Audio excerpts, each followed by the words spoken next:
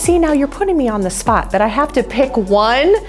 I love the Putnam. I've been there many, many times. The Family Museum, when my kids were little, we would go to the Polar Express.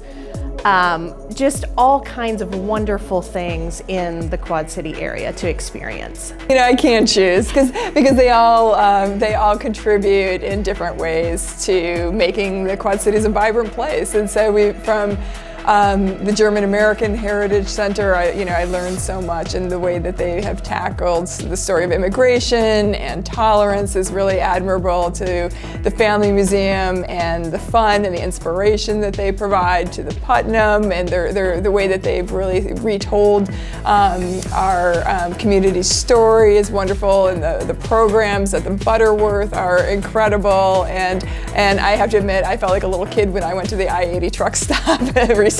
My favorite museum in the Quad Cities, other than the Butterworth Center and Deer Wyman House, is the Figgy Museum. I'm a big fan of art, and I love the fact that we can get to see contemporary art that you might expect to see in Chicago or New York or Los Angeles, right here in the Quad Cities. I don't have to drive very far, I don't have to pay for parking.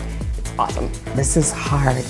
There are so many. I have to say, I think I always learn something new at the German American Heritage Center.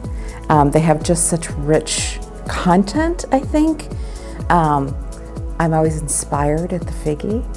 I always see something that brings tears to my eyes. For fun, it's got to be the Family Museum.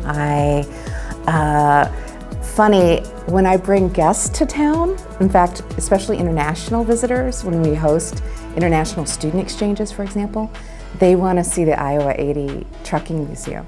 I'm not from this area, but I have a very German background, so the German American Heritage Center.